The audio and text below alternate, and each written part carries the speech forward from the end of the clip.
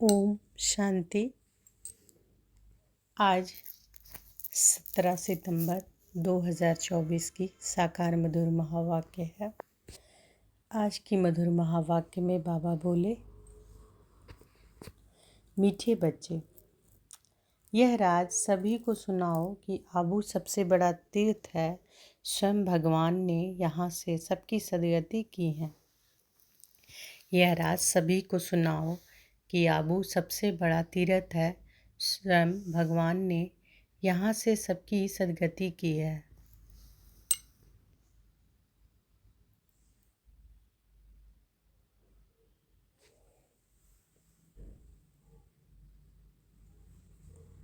प्रश्न है, कौन सी एक बात मनुष्य अगर समझ जाए तो यहाँ भीड़ लग जाएगी?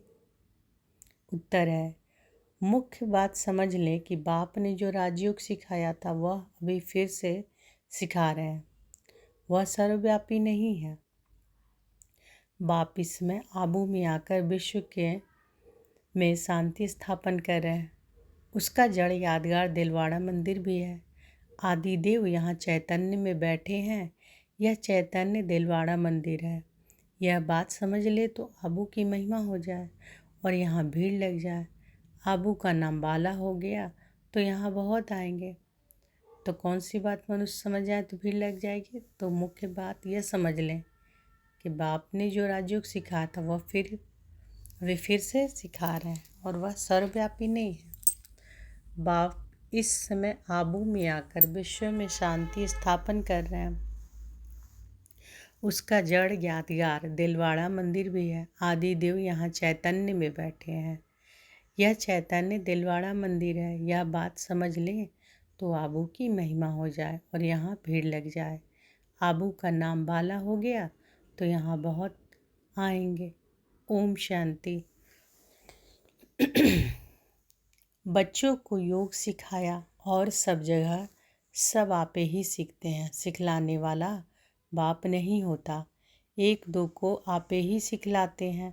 यहाँ तो बाप बैठ सिखलाते हैं बच्चों को। रात दिन का फर्क है। वहाँ तो बहुत मित्र संबंधी आदि याद आते रहते हैं।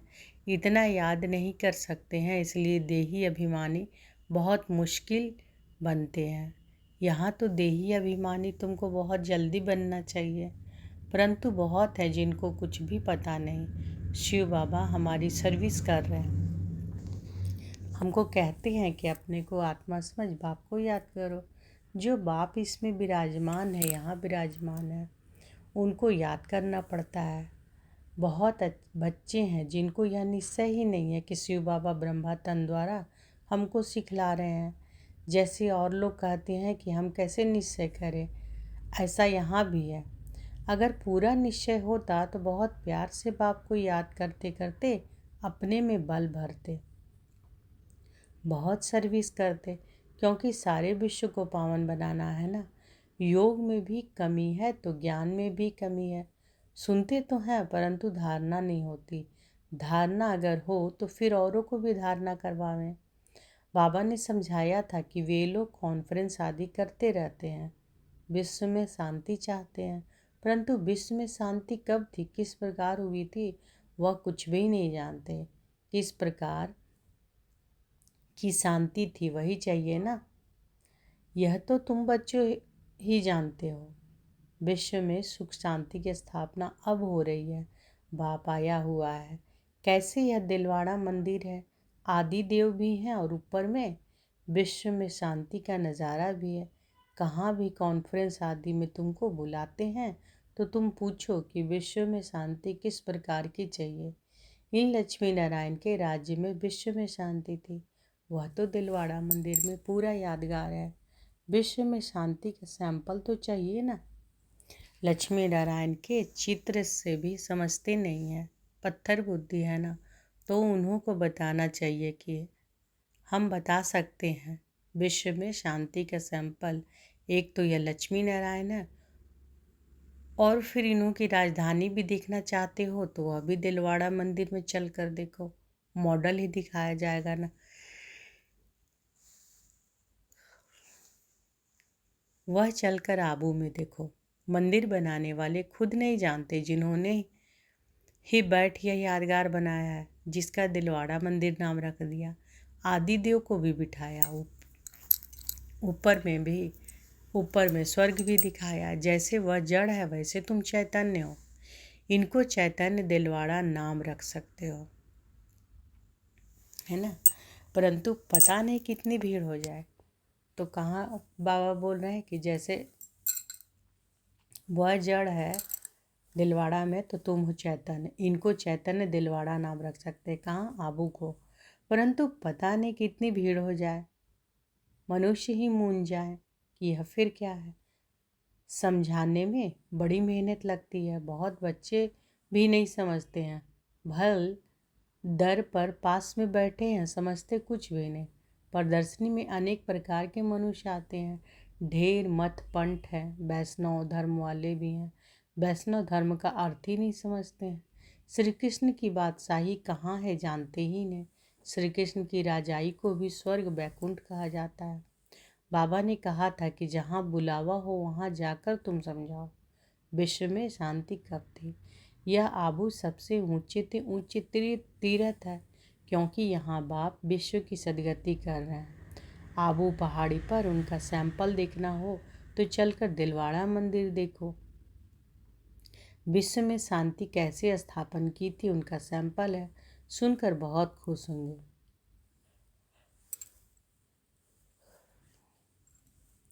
जैनी लोग भी खुश होंगे। तुम कहेंगे कि यह प्रजापिता ब्रह्मा हमारा बाप है, आदिदेव। तुम समझाते हो फिर भी समझते नहीं है। कहते हैं कि ब्रह्मा कुमारियाँ पता नहीं क्या कहती है। तो अब तुम बच्चों को आबू की बहुत ऊंची महिमा करके समझाना चाहिए। आबू है बड़े ते बड़ा तीरथ। बॉम्बे में भी समझा सकते हो। आबू पहाड़ बड़े ते बड़ा तीरथ है, क्योंकि परमपिता परमात्मा ने आबू में आकर स्वर्ग की स्थापना की है। कैसे स्वर्ग की रचना रची, वह स्वर्ग का और आदि देव का मॉडल सब आबू में है, जिसको कोई भी मनुष्य समझते नहीं। हम अब जानते हैं, तुम नहीं जानते हो, इसलिए हम तुमको समझाते हैं। पहले तो तुम पूछो कि विश्व में शांति किस प्रकार चाहते हो। तो बाबा जी बता रहे हैं कि कैसे कैसे समझाना है, कैसे कैसे बताना है। तो बाबा कहते हैं कि पहले तुम पूछो कि विश्व में शांति किस प्रकार चाहते हो। कभी देखा है? विश्व में शांति तो इनके लक्ष्मी नारायण के राज्य में ही था। एक ही आदि सनातन देवी देवता धर्म था। इनकी डिनास्टी का राज्य था। चलो तो इन्हों की राजधानी का मॉडल आबू में तुमको दिखाएं। यह तो है ही पुरानी पतित दुनिया। नई दुनिया तो नहीं कहेंगे ना। नई दुनिया का मॉडल तो यहाँ है। नई दुनिया स्थापन हो रही है। तुम जानते हो तब बतलाते हो। सभी नहीं जानते, न बतलाते हैं, न समझ में ये बात आता है। बात है बहुत सहज। ऊपर में स्वर्ग की राजधानी खड़ी है, नीचे आदिदेव बैठा है, जिसको एडम भी कहते हैं। वह है ग्रेट ग्रेट ग्रैंडफादर। ऐसी तुम महिमा सुनाएंगे तो सुनकर खुश होंगे। है भी बरोबर एक्यूरेट। कहो तुम श्री कृष्ण की महिमा करते हो, परंतु तुम जानते तो कुछ नहीं हो। बाबा कह रहे हैं कि कहो कि तुम श्री कृष्ण की महिमा करते हो, परंतु तुम जानते तो कुछ भी नहीं। श्री कृष्ण तो वैकुंठ का महाराजा, विश्व का मालिक था। उसका तुम मॉडल देखना चाहते हो तो चलो आबू में, तुमको वैकुंठ का मॉडल दिखलाएंगे। कैसे पुरुषोत्तम संगम युग पर राजयोग सीखते हैं, जिससे फिर विश्व के मालिक बने हैं। वह भी मॉडल दिखावें। संगम युग की तपस्या भी दिखावें। प्रैक्टिकल जो हुआ था उनका यादगार दिखाएं। शिव बाबा जिसने लक्ष्मी नारायण का राज्य स्थापन किया, उसका भी चित्र है। अम्बा का भी चित्र है। अम्बा को कोई 10-20 भुजाएं नहीं है, भुजाएं तो 2 ही होती है। तुम आओ तो तुमको दिखाएं। वैकुंठ भी आबू में दिखाएं। आबू में ही बाप ने आकर सारे विश्व को हेवन बनाया, सदगति दी है। आबू सबसे बड़ा तीर्थ है। सब धर्म वालों की सदगति करने वाला एक ही बाप है। उनका यादगार चलो तो आपको आबू में दिखाएं। आबू की तो तुम बहुत महिमा कर सकते हो, तुमको सब यादगार दिखाएं। क्रिश्चियन लोग भी जानना चाहते हैं, प्राचीन भारत का राज्योग किसने सिखाया, क्या चीज़ थी। बोलो कि चलो आबू में दिखाएं, बैकुंठ भी पूरा एक्यूरेट बनाया है ऊपर छत में, तुम ऐसा नहीं बना सकते हो। तो यह अच्छी रीति बताना है, टूरिस्ट धक्का खाते हैं वह भी आकर समझे। तुम्हारा आबू का नाम बाला हो गया तो बहुत आएंगे, आबू बहुत मशहूर हो जाएगा। जब कोई पूछते हैं कि विश्व में शांति कैसे हो, सम्मेलन आदि में निमंत्रण देते हैं तो पूछना चाहिए कि विश्व में शांति कब थी, वह जानते हो? विश्व में शांति कैसी थी, चलो हम समझाएं, मॉडल शादी सब दिखाएं। ऐसा मॉडल और कहाँ भी नहीं है। आबू ही सबसे बड़ा ऊंचे तीर्थ है, जिसमें बाप ने आकर विश्व में शांति सर्व की सदगति की है। यह बातें और कोई नहीं जानते।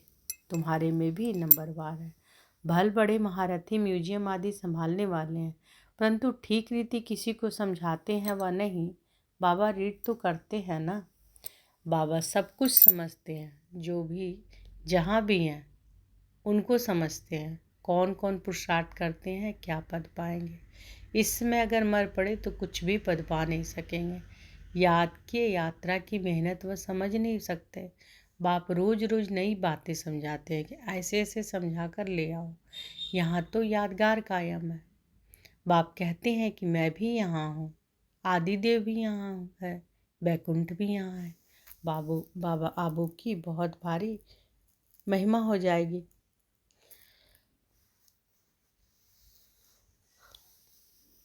आबू पता नहीं क्या हो जाएगा। जैसे देखो, कुरुक्षेत्र को अच्छा बनाने के लिए करोड़ों रुपया उड़ाते रहते हैं, कितने ढेर मनुष्य जाकर वहाँ इकट्ठे होते हैं, इतनी बदबू गंदगी आती है कि बात मत पूछो।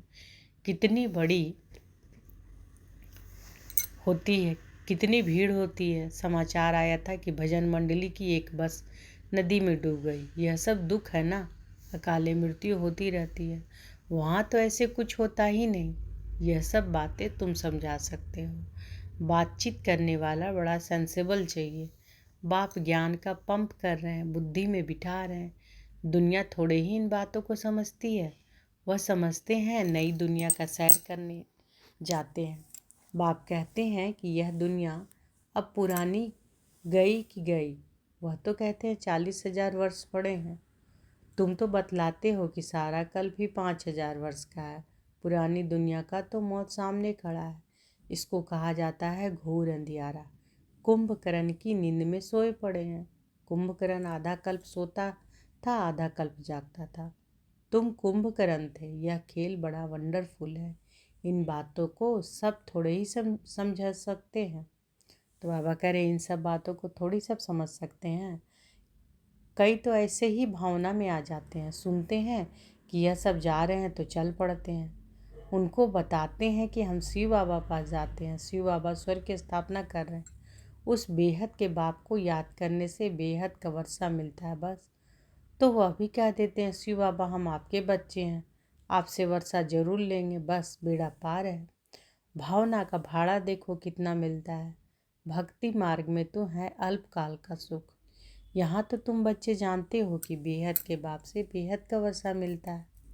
वह तो है भावना का अल्पकाल के सुख का भाड़ा। यहाँ तुमको मिला 21 जन्मों के लिए भावना का भाड़ा। बाकी साक्षात्कार आदि में तो कुछ भी है नहीं। कोई कहते हैं कि साक्षात्कार हो तब बाबा समझ जाते हैं कि कुछ भी समझा नहीं है। साक्षात्कार करना है तो जाकर नौंधा भक्ति करो, उससे कुछ मिलता नहीं है। करके दूसरे जन्म में कुछ अच्छा बन पड़ेंगे। अच्छा भक्त होगा तो अच्छा जन्म मिलेगा। यह तो बात ही नहीं आ रही है। यह पुरानी दुनिया बदल रही है। बाप है ही दुनिया बदलने वाला। यादगार खड़ा है ना, बहुत पुराना मंदिर है, कुछ टूटता करता है तो फिर मरम्मत कराते रहते हैं, परंतु वह शोभा तो कम हो ही जाती है। यह तो सब विनाशी चीज़ है। तो बाप समझाते हैं बच्चे, एक तो अपने कल्याण के लिए अपने को आत्मा समझ बाप को याद करो तो विकर्म विनाश हो। तो बाबा क्या समझा रहे हैं कि बच्चे एक तो अपने को अपने कल्याण के लिए अपने को आत्मा समझ बाप को याद करो तो विकर्म विनाश हो। पढ़ाई की बात है। बाकी यह जो मथुरा में मधुवन कुंज गली आदि बैठ बनाया वह कुछ भी है नहीं, ना कोई गोपियों का खेल है, यह समझाने में बड़ी मेहनत करनी पड़ती है। एक एक पॉइंट अच्छी रीति बैठ समझाओ। कॉन्फ्रेंस आदि में भी चाहिए योग वाला। कॉन्फ्रेंस में भी क्या बोल रहे हैं बाबा, जो कौन समझा सकता है? जो योग वाला हो, जो योग करता हो। तलवार में जौहर नहीं होगा, किसी को तीर लगेगा ही नहीं। तब बाप भी कहते हैं कि अभी देरी है, अभी मान ले कि परमात्मा सर्वव्यापी नहीं है तो भीड़ लग जाए, परंतु अभी टाइम नहीं है। एक बात मुख समझ जाए कि राजयोग बाप ने सिखाया था तो इस समय सिखला रहे हैं, इसके बदले नाम उसका डाल दिया है जो कि अभी सांवरा है। कितनी बड़ी भूल है, इसमें ही तुम्हारा बेड़ा डूब गया। अब बाप समझाते हैं कि यह पढ़ाई सोर्स ऑफ इनकम है। स्वयं बाप मनुष्य को देवता बनाने के लिए पढ़ाने आते हैं। इसमें पवित्र भी जरूर बनना है, दैवी गुण भी धारण करने हैं। नंबरवार तो होते ही हैं, जो भी सेंटर्स हैं सब नंबरवार है। यह सारी राजधानी स्थापन हो रही है। मासी का घर थोड़े ही है, बोलो स्वर्ग कहा जाता है सतयुग को, परंतु वहाँ का राज्य कैसे चलता है? देवताओं को झुंड देखना हो तो चलो आबू। और कोई ऐसी जगह है नहीं जहाँ ऐसे छत में राजाई दिखाई हो। भल अजमेर में स्वर्ग का मॉडल है, परंतु वह और बात है। यहाँ तो आदि देव भी है ना। सतयुग किसने और कैसे स्थापन किया, यह तो एक्यूरेट यादगार है। अभी हम चैतन्य दिलवाड़ा नाम लिख नहीं सकते हैं। जब मनुष्य खुद समझ जाएंगे तो आप ही कहेंगे कि तुम लिखो, अभी नहीं। अभी तो देखो थोड़ी बात में ही क्या कर देते हैं, क्रोधी बहुत होते हैं। देह अभिमान है ना, देही अभिमानी तो कोई हो न सके सिवाय तुम बच्चे गए। पुरुषार्थ करना है, ऐसे नहीं जो नसीब में होगा। पुरुषार्थी ऐसा नहीं कहेंगे, वह तो पुरुषार्थ करते रहेंगे। फिर जब फेल होते हैं तब कहते हैं तकदीर में जो था। अच्छा, बाबा का याद प्यार लीजिए। मीठे मीठे सिकिलधे बच्चों प्रति माता पिता बाप दादा का याद प्यार और गुड मॉर्निंग। रूहानी बाप की रूहानी बच्चों को नमस्ते। हम सब रूहानी बच्चों की रूहानी माता पिता बाप दादा को याद प्यार, गुड मॉर्निंग और नमस्ते नमस्ते नमस्ते। शुक्रिया बाबा, शुक्रिया। धारणा के लिए मुख्य सार पहला है, देही अभिमानी बनने का पूरा पूरा पुरुषार्थ करना है। ऐसे कभी नहीं सोचना है कि जो नसीब में होगा। सेंसिबल बनना है। दूसरा, ज्ञान सुनकर उसे स्वरूप में लाना है। याद का जौहर धारण कर फिर सेवा करनी है। सबको आबू महान तीरथ की महिमा सुनानी। बाबा ने वरदान दिया है आज, तो अनुभव करें कि बाबा का वरद हस्त हमारे सिर पर है। बाबा ने वरदान दिया, एक बाबा शब्द की स्मृति से याद और सेवा में रहने वाले सच्चे योगी, सच्चे सेवाधारी भव। एक बाबा शब्द की स्मृति से याद और सेवा में रहने वाले सच्चे योगी, सच्चे सेवाधारी भव।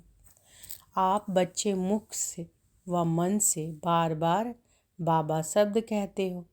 बच्चे हो तो बाबा शब्द याद आना या सोचना ही योग है, और मुख से बार बार कहना कि बाबा ऐसा कहते हैं, बाबा ने ये कहा, यही सेवा है। लेकिन इस बाबा शब्द को कोई दिल से कहने वाले हैं, कोई नॉलेज के दिमाग से। जो दिल से कहते हैं उन्हें दिल में सदा प्रत्यक्ष प्राप्ति, खुशी है। सदा प्रत्यक्ष क्या होगा? प्राप्ति, खुशी और शक्ति मिलती है।